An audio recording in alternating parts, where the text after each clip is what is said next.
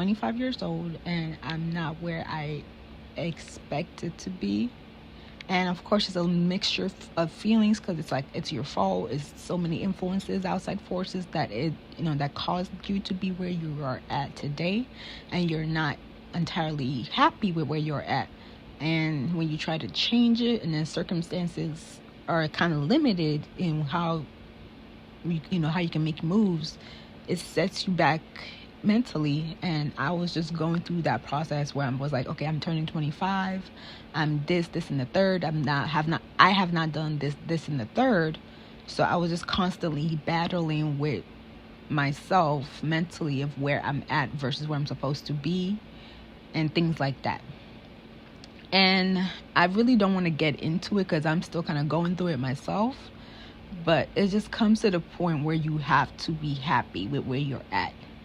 And we are often told not to be content. We can do better. You can strive for better. You can reach greater heights, things like that. That is great that we have family members always backing up, or friends and whoever is encouraging us to, be greater than we are. That's great. And you can and you will be greater than you are. But then I have to realize, or I don't know how everybody else is feeling, but I've come to realization that I have to be okay, or I have to be at least somewhat content and happy with where I'm at, in order to still be able to strive for more. I guess people often, or at least I always often think that if I get happy or too content with where I'm at in life, then I'm going to stay there, or I'm going to be, that's it. I'm going to just be there forever. And I don't know, I just had been thinking, I've been praying, I've been meditating all this time, and I guess my realization, or my what God spoke to me throughout this whole time, is that I just have to be content with where I'm at, because I have to look back to where I was at. Where was I 2-3 years ago? Did I expect to be where I'm at today? No, I expected to be higher, but I'm still high, if that makes sense. Like, I'm not exactly where I wanted to be, but I'm not where I was. So I have to kind of keep that in mind, and just not let the social media world and this everybody has fast life, fast cars, fast everything, and just it kind of gets to you. No matter how much we want to say we're bigger than it, we don't care about it. Personally, it gets to me. I can't speak for everybody, but especially when you have, like, and then you can say, like, people be like, okay, well then don't be in the social media world, don't look at it. But as a content creator, you kind of have to immerse yourself in that world, because you have to know what's going on in order to know what content to create that's relevant and stuff like that. So it's kind of weird. I feel like you can be weak-minded in the entertainment world, because if you are, it will kind of eat you up. So yeah, that's kind of my little rant. I literally don't know the point of it, but I rant this to say we all go through depression, I feel like, at some point in our lives, especially when we're like trying to make changes and we're going through a little bit of that trial and tribulation phase.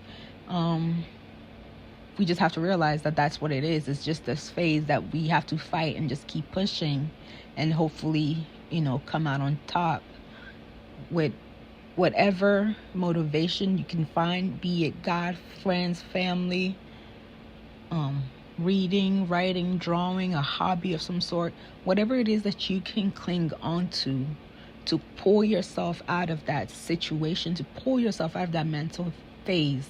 Please cling on to it, because I promise you, tomorrow will be better. It's not gonna stay better, it's not gonna be the best, but tomorrow will be better than today.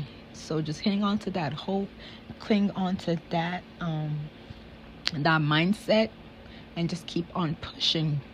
And no matter what you think, there's somebody out there that's literally craving you. There's someone out there that's literally begging for your attention, that's wishing that you would speak to them, that's praying that you would speak to them. No matter what situation you're going to, no matter how evil, no matter how wrong you think you done did, no matter what the situation is, there's someone out there craving you. So just keep that in mind, because I have to keep that in mind. And I also tend to because we kind of tend to I tend to push people away when I'm in that mind phase, and we think, oh, that's just how we deal, and it is what it is. But that's not okay.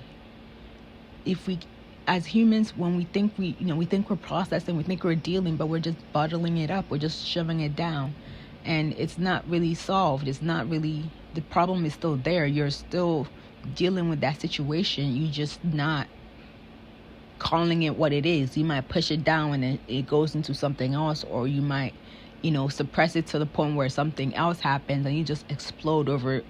Something small happens and you just use that as your anger to kind of explode over what the other situation was. So I really, like I said, I'm not a professional. I'm not anything. It's just, I feel like this is something that we are all going through. So the more people talk about it and the more people see that it's normal, we all go through these phases. We all, life is not as perfect and as beautiful as everybody wants to make it seem, or as it may seem in movies and TVs and whatever the case may be. That's not life. Real life, we are all humans. We all have our hormones. We all have our chemical imbalances. We all have whatever it is that we're dealing with. We all go through life, and life hits us. So when we do go through that phase, when we feel like there is no hope, there is nothing else left to do, let's just try to normalize reaching out and not feeling that you will be judged, or that you will be looked down upon, or you will be less of a person for reaching out. So I'm not speaking to anybody. I'm also speaking to myself, because like I said, this is what I deal with. That's why I tend to pull back. Like I'm such a professionalist. When I make a video and I'm expecting some sort of results, and when it doesn't happen, you get disappointed, you get sad, you get discouraged. And yeah, I say this to say again, if you are going through something and you think that nobody's out there can understand, hear, or see, or empathize, or just feel your pain, I promise you, baby girl, there's somebody out there that been through something that similar, if not the same as you, and they're craving your attention. They're craving for you to reach out to them. There's a family member somewhere praying for you, praying that you just call them, or that you pick up that phone that they've been trying to call you for the past 2 weeks. Just reach out. It's not the easiest process. It's not necessarily always the fun way or the easy way to go, but it may save your life in the end. So reach out. I don't know where you're going to start, but there's somebody, a friendly coworker at work that's really nice, that, like a mother vibe, that gives out mother vibes, or father vibes, or, that gives out calm energy that God's just trying to radiate through them to kind of counsel you. Reach out. Don't be so closed up. Reach out. Reach out. God sends angels throughout our lives, throughout our interaction, throughout our daily interactions. You'll be so surprised who God sends to just kind of calm us down and just kind of pave the way for us, no matter how small, no matter how miniature it may seem, no matter how tiny that interaction might have been.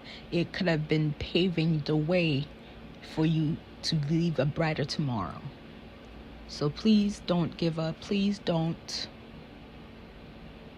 Reach out. There's somebody that's looking out for you. There's somebody that's praying that you reach out to them. There's somebody that's hoping you give them a call, a 5-second call, just to say, oh, just how are you doing today? I just wanted to, I was thinking of you guys. Just want to make sure everybody's doing okay. Reach out. That's all it takes. Just reach out. Reach out to show the devil you're not alone, because that's what he wants you to think you're alone. He wants you to think you're the only one going through this. He wants that shame element, if you will. He wants you to feel like you're the only one going through this. Why would you want to even talk about this? Nobody would understand this. Everybody would just look at you like you're crazy. Don't listen to him. Reach out. Reach out. Reach out. I promise you, there's somebody that's waiting for you. Reach out. Okay. I pray. I don't really want to keep, because I'm going around in circles at this point.